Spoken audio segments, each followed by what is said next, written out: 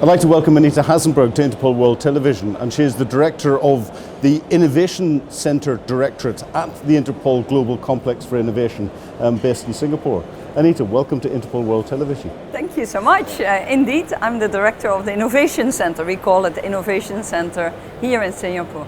So what does the Innovation Centre do, and as Director, what are your priorities for that centre? I have a dream. And the dream is that every police force in the world will think about us, that small unit, that small directorate or center or whatever you call it, that when they start with innovation, that they phone us or contact us, mail us, whatever, new media, and that they say, do you know Innovation Center if this has happened anywhere else in the world? Because we are starting something which is potentially innovative. We would like to know, has some other police force done it? Has any business developed tools which we potentially could use, or is there any academic research which could be useful for us?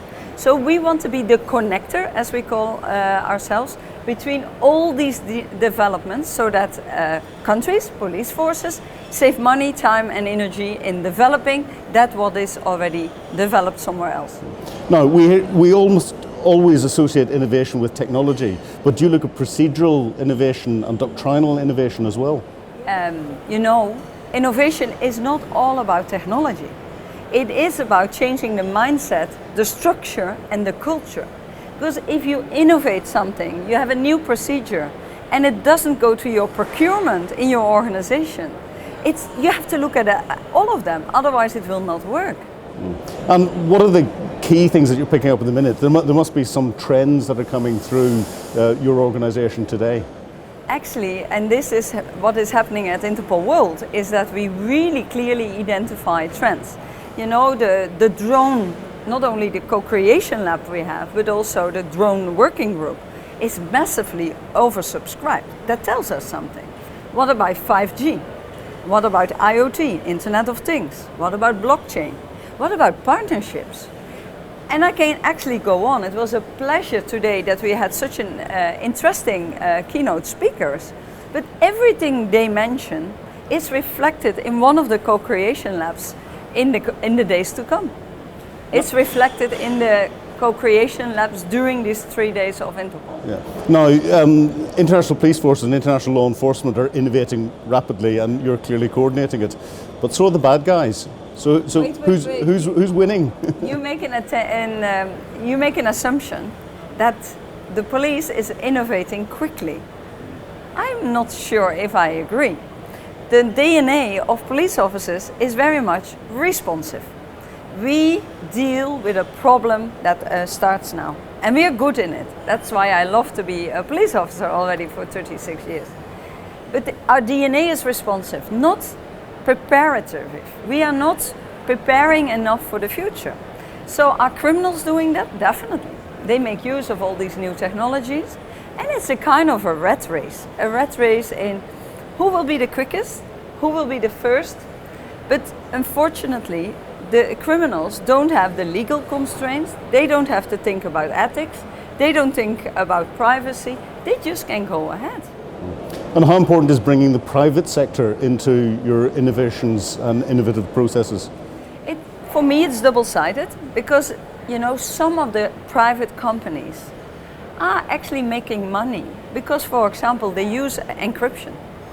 And their best selling point is that the data will never be found by anyone, which is, of course, a fantastic selling point for criminals.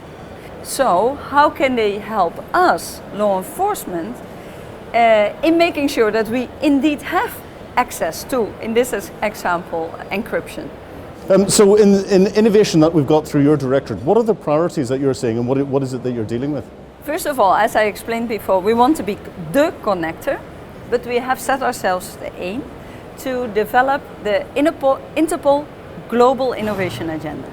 And part of that agenda means that we set the priority. We think, for example, on trust and ethics is an important element of that agenda. We have to think about partnerships. We have to think about leadership. We have to think about how will the workforce of the future look, as well as talking about a holistic approach, and of course these new emerging technologies. And each of them, we look at them and we want to develop tools so that we can assist our 194 member countries in being more effective and especially more agile. How do we do that? Think about the Interpol Innovation and Technology Radar, constantly scanning where new technologies are developed, what they mean for law enforcement, how we are going to use them or potentially misuse them. Because that's the way we developed a way of looking in the Innovation Center is a new technology can be a tool, a threat or a source of evidence. And often the source of evidence is forgotten. So think about a drone. A drone is catched. Officers do not really know what to do. They sometimes destroy actually evidence which is on the drones. So this Interpol World, for example, we are trying to finalize a practitioner's guideline for first responders for drones. That's an example. Another example is how do you build a digital forensic lab? Not every country has a digital forensic lab. We have designed global guidelines with the help of the Council of Europe and many partners. The guidelines which can be used by countries who say, let me build a lab, but where do I start?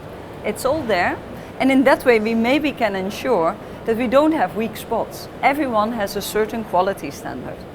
But trying to get this across the 194 different countries that you're talking about must bring specific challenges for specific areas. What are the biggest challenges that you're finding? The biggest challenge I find is that you have to deal with countries being very developed and countries which are less developed. So how do you still match that both of them gain something from an innovation center? So people come with very different expectations and we have to try to fit them all. Now you're very positive in your approach, but there must be something that keeps you concerned. What keeps you awake at night? What keeps me awake at night is that the present police leadership still thinks, in many cases, that innovation is nice to have, but they don't feel it as a need to have. And that mindset will make that if we are not careful, in the future law enforcement will not be able to do what it should do. Because technology is there, technology is taking over, the trust of the communities we serve is at stake.